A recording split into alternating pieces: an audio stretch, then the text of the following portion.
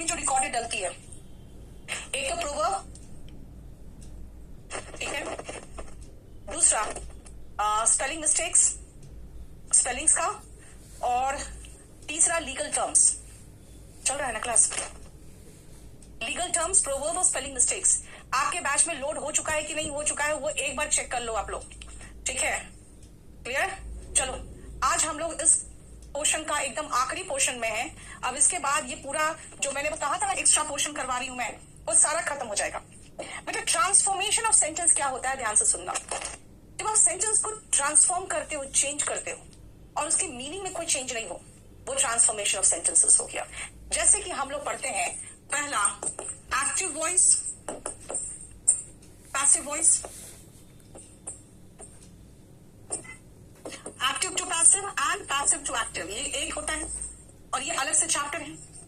दूसरा direct speech को indirect speech में चेंज करना और इनडायरेक्ट स्पीच को डायरेक्ट स्पीच में चेंज करना। बेटा, ये भी ट्रांसफॉर्मेशन ऑफ सेंटेंस का ही पार्ट है, ठीक है? तीसरा, बेटा क्लास नोट्स में ये चैप्टर्स नहीं है, इसीलिए हमको बार बार मत पूछो, ये चैप्टर्स क्लास नोट्स में नहीं है, क्योंकि लिमिटेड एग्जाम्स के हिसाब से सीरियस में आता है, ठीक है? टीचर्स के एग्जाम में आते हैं, DSSB में आता है, लेकिन ये सारे एग्जाम्स में नहीं आते हैं। अब ये खत्म होने वाला है, नहीं कृष्णा? रविशंकर, आप लोग मेरा नंबर ले लो, 8860333003। अगर नहीं डला है आपका spelling mistakes, legal terms and spelling, legal terms और प्रोवर्ब्स, तो आप बैच कोड के साथ मुझे व्हाट्सएप करोगे ना बेटा, ठीक है? तो मैं डलवा दूंगी। और तीसरा, आप लोग कंजंक्शन में पढ़ते हो एक सो दैट का चेंज टू में, और टू का चेंज सो दैट में, एक ये पढ़ते हो आप।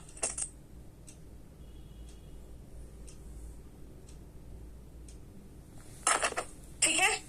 ये 3 पोर्शन है जो ऑलरेडी हम करा चुके हैं आपको। आता है 4th वाला पोर्शन, और सुनो, ये ही है जो मुझे अब कराना है। इस सिंपल सेंटेंस को कंपाउंड सेंटेंस में,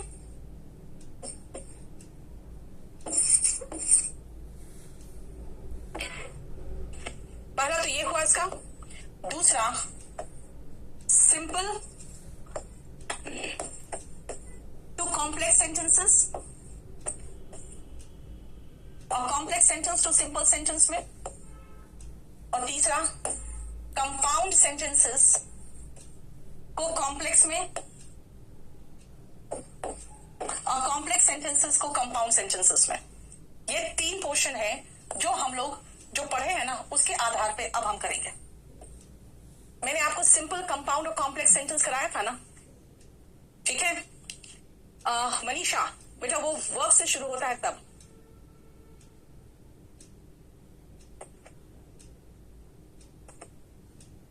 ये खत्म होने के बाद अब आप लोगों का 13 तारीख से फिर वर्ब शुरू होगा। ये खत्म करने के बाद फिर आपका थोड़ा दिन तक रुकेगा बैच, ध्यान रखना। अब जरा देखो ध्यान से, अब हम आपको कुछ सेंटेंसेस देना शुरू करते हैं।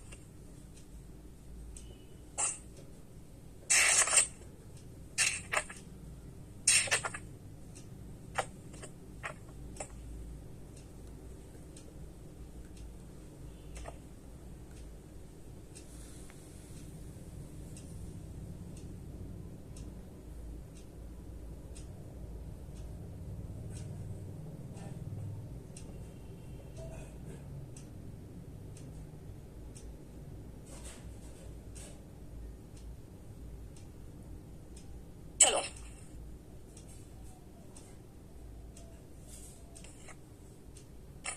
सबसे पहले आ जाओ फर्स्ट, सिंपल इनटू कंपाउंड। मैं आपको सिंपल सेंटेंस दूंगी, आप उसको कंपाउंड में बनाने की कोशिश करोगे, ठीक है? पहला लिखो,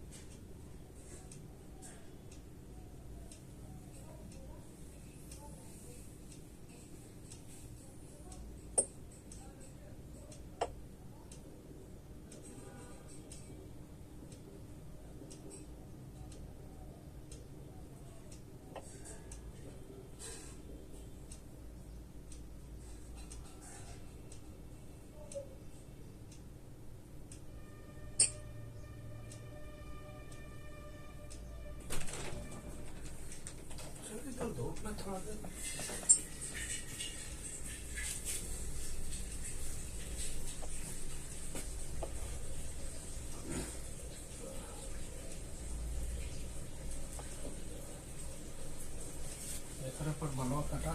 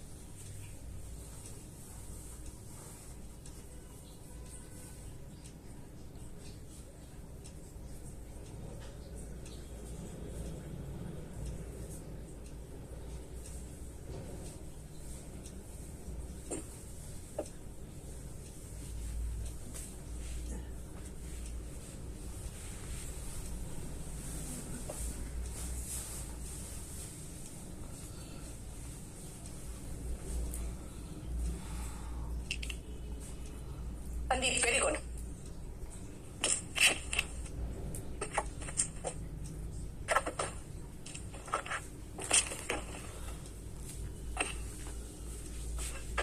कब जाओगे? साइलेंट बने।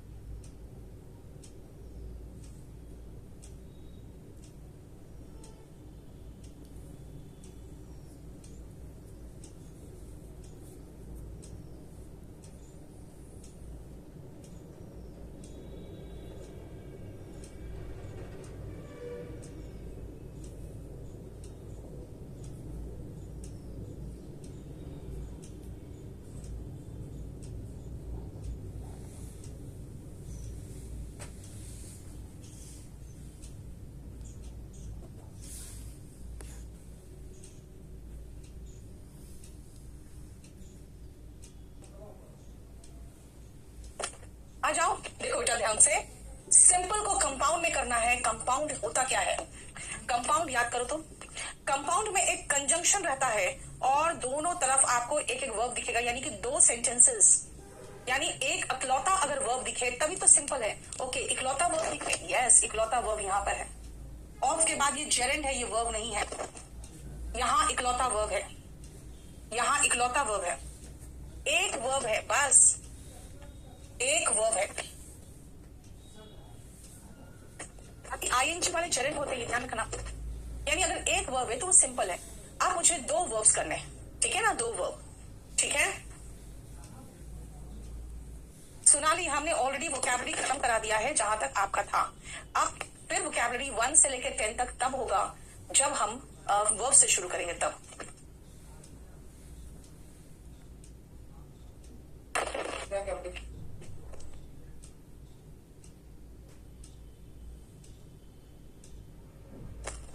Despite of working hard, he did not succeed.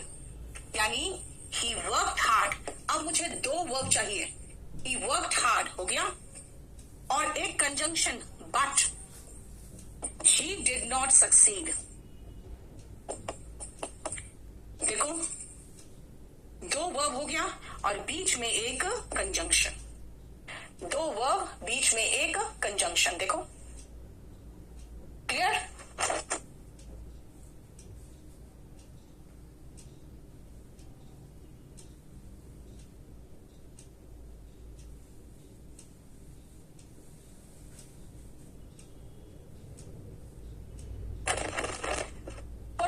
his wealth, he is a miser.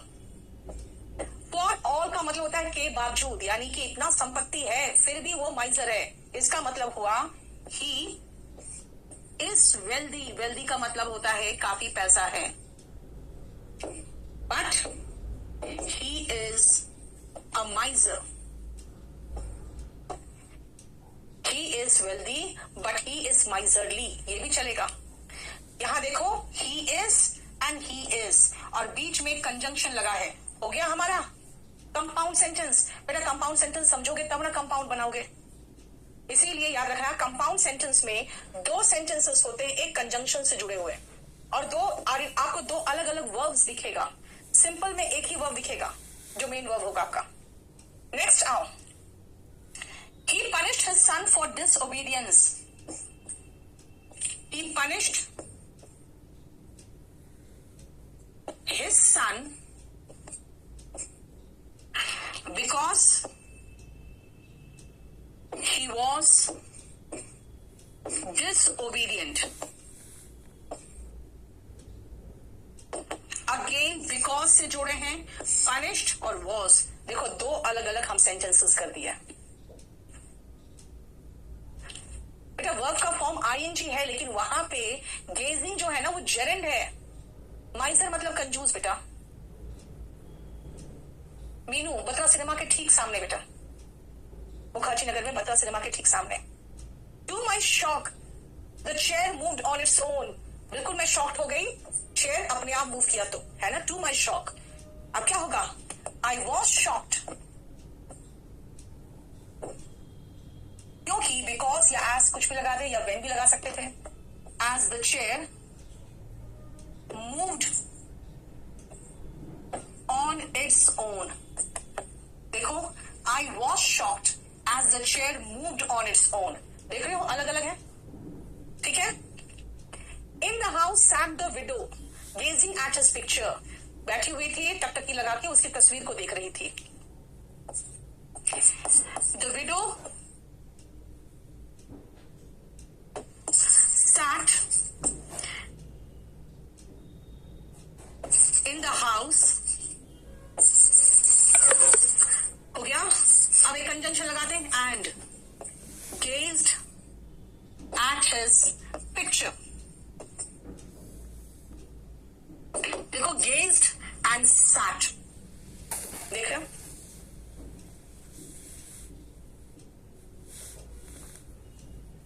He was disobedient बेटा. He was disobedient. ये करोगे.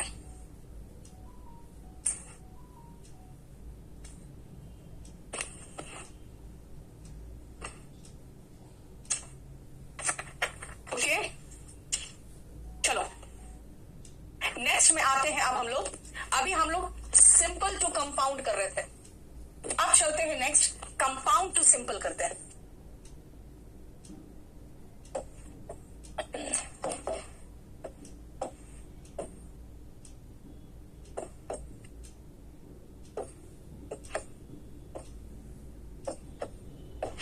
कंपाउंड से सिंपल बनाने की कोशिश करेंगे. ठीक है.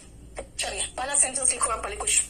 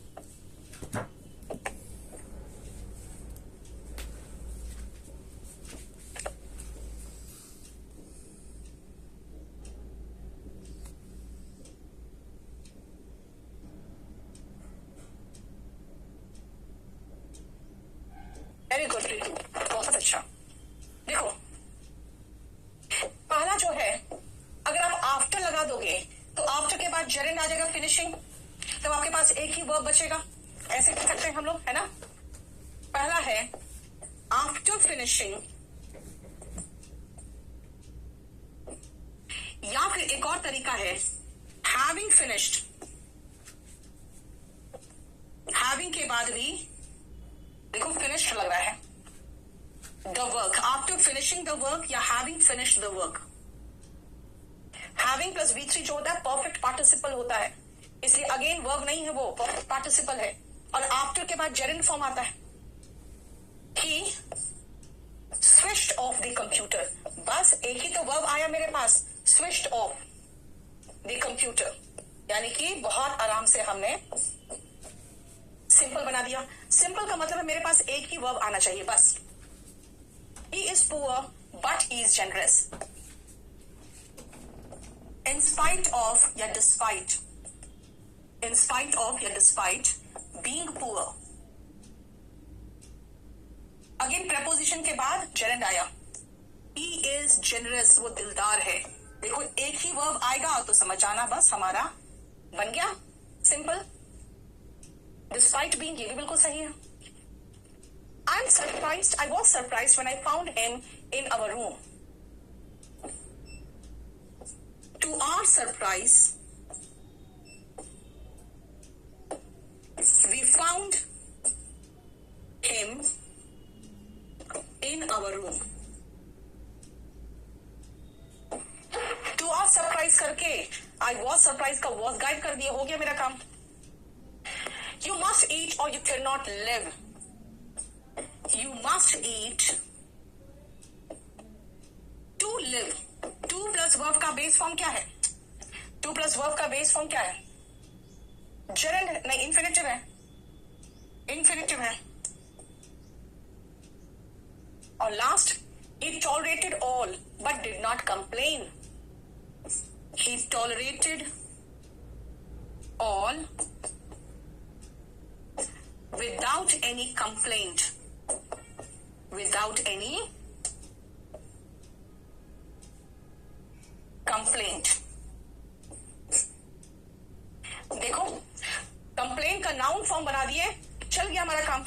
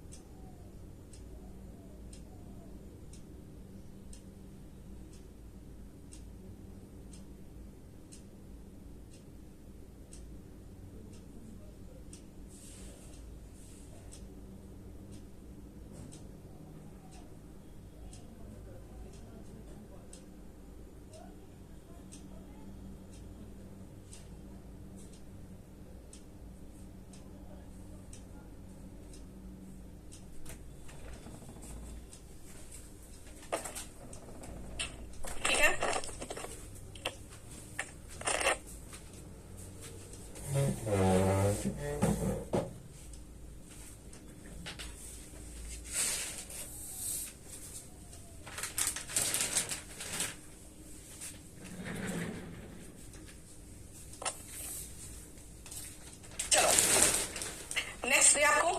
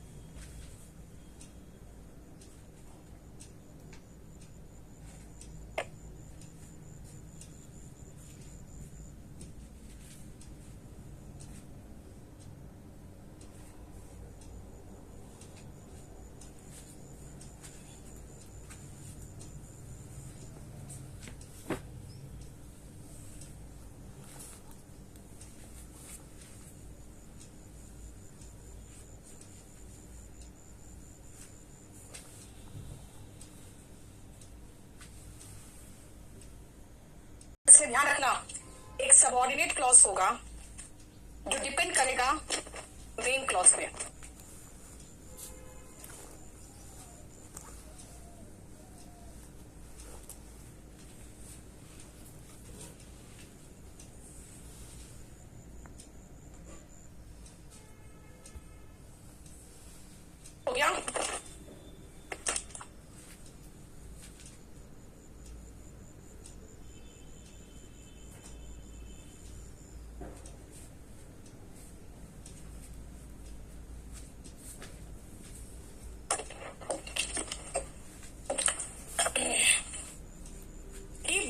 his uncle's car. मतलब अपने अंकल की कार को उसने खरीद लिया. कॉम्प्लेक्स बनाना है बेटा. He bought the car that belonged to his uncle.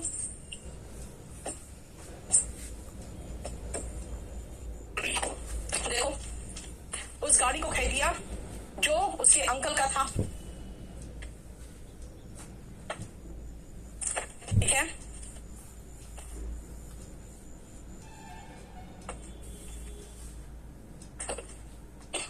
He confessed his crime.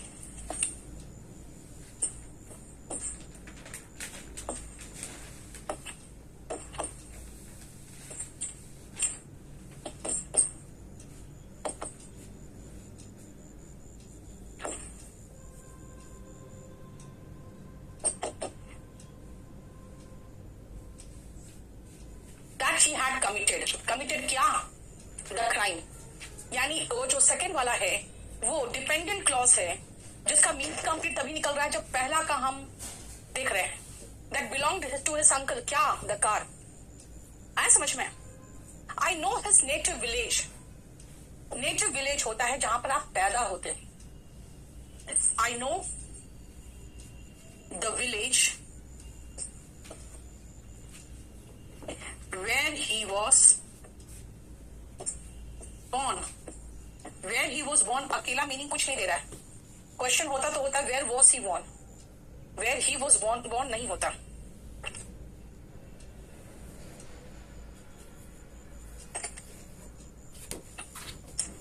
ठीक है.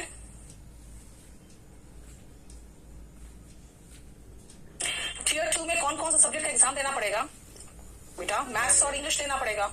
और फिर टियर 3 में आपको हिंदी या इंग्लिश दोनों में से जिसमें कंफर्टेबल हो वो लैंग्वेज लेके टियर 3 देना पड़ेगा. I was the first to hear the news.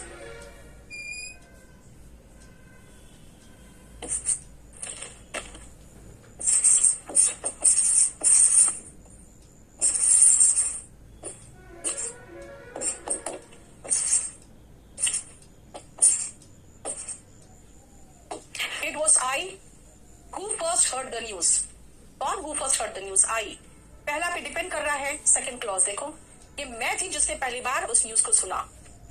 And Elma matter का मतलब ही होता है जहां पर आप पढ़े हो, आपका स्कूल, आपका कॉलेज. इसलिए मैंने एल्मा मैटर का मीनिंग नहीं बताया था क्योंकि इसका मीनिंग जानोगे तब कर पाओगे.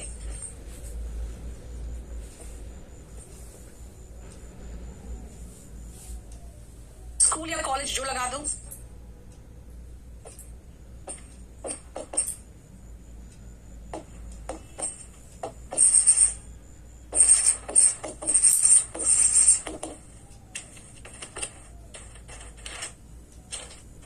ठीक है.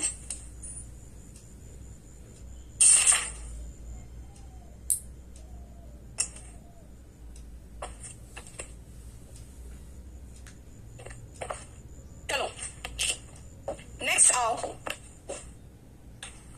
कॉम्प्लेक्स टू सिंपल करके दिखाओ. तो अब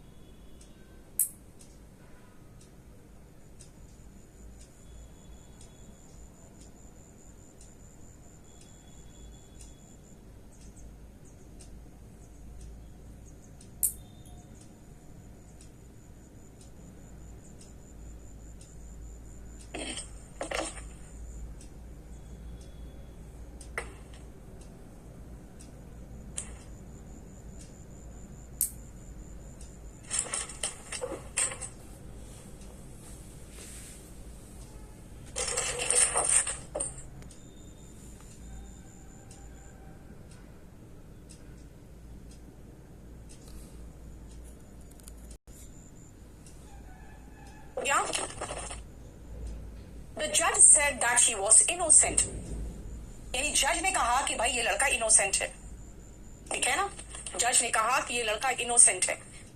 तो वी ईट टू लिव में इसमें कॉम्प्लेक्स सेंटेंस कैसे होगा? We eat so that we might live हो जाएगा, लेकिन वहां पे हर जगह पे नहीं बनता बेटा ऐसे। द जज said that he was innocent, the जज, अब सिंपल बनाना है हमें, डिक्लेयर कर दिया, डिक्लेयर हिम इनोसेंट, उनको क्या डिक्लेयर कर दिया कि भाई तुम इनोसेंट हो। That you are drunk aggravates your offence, अगर आप गाड़ी कहीं ठोक दोगे तो आपको फाइन वगैरह होगा, लेकिन अगर शराब पीकर ठोक दोगे तो ये प्रॉब्लम आपको और ज्यादा चालान हो जाएगा, सजा भी हो सकता है। तुम ड्रंक थे, इससे तुम्हारा ऑफेंस यानी गुनाह और बढ़ गया, ठीक है ना। कॉम्प्लेक्स टू सिंपल करना है। अब यू आर ड्रंक यानी कि योर ड्रंकनेस, यानी शराब के नशे में होना इज ड्रंकनेस, एग्रेवेट्स योर ऑफेंस। हम कोई नाउन अगर हमारे पास है तो उठा के लगा देंगे,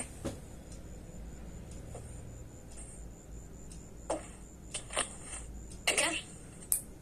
can you tell me where he lives, सीधा सीधा लिख दे, can you tell me his address, can you tell me his address. देखो, he died in the village where he was born, अभी बताया था नेटिव विलेज होता है जहां पर आप पैदा होते हो, आपका नेटिव विलेज कहलाता है। He died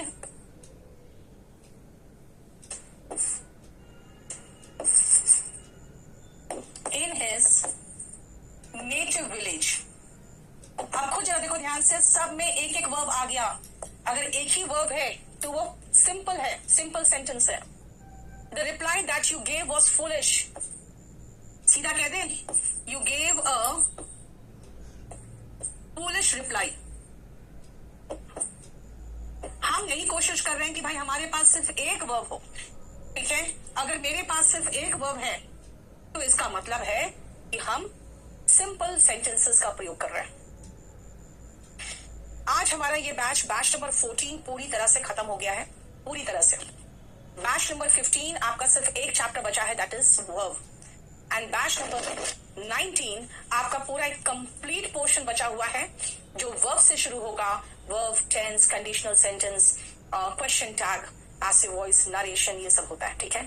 ये बैच 14 मैंने इतना ढंग से खत्म कर दिया है कि इसमें सीडीएस में जो क्वेश्चन आते हैं, एक्स्ट्रा क्वेश्चन जो, और टीजीटी, पीजीटी और DSSSB के, वो सारा मैंने आपको लाइव फिनिश किया है। बाकी बैचेस में इसको हम लोड कर रहे हैं, ठीक है। लेकिन ये बैच आज हम चंदन, तो फिर आपको बेटा कुछ और करने की जरूरत होगी। मेरी बात क्या है, आपका आधा बैच फिनिश हो गया, आपको पता ही नहीं चल रहा है। हाँ, noun, pronoun, adjective, adverb, conjunction, article, ये सब खत्म हो गया, आपको कुछ पता ही नहीं चला है। फिर तो आपको इंट्रोस्पेक्शन की जरूरत है कि आपको समझ में क्या आ रहा है। 19 नंबर बैच आधा फिनिश हो गया है, 14 नंबर पूरा कंप्लीट फिनिश हो गया है, 15 नंबर का सिर्फ और सिर्फ वर्ब बचा हुआ है। ये बैच रिन्यू होगा 13 तारीख को। उसके पहले अगर मैं कुछ प्रैक्टिस कराऊंगी तो आपको ऐड करूंगी, अदरवाइज आपका बैच अभी सस्पेंडेड रहेगा टिल 13th of December, ठीक है। क्वेश्चन कुछ पूछना है तो पूछ लो। आपका बैच में ऐसे भी चैप्टर्स हमने फिनिश कर दिए हैं जो चैप्टर्स जनरली 1 या 2 एग्जाम में आता है, ठीक है। बताओ, कुछ पूछना है तो।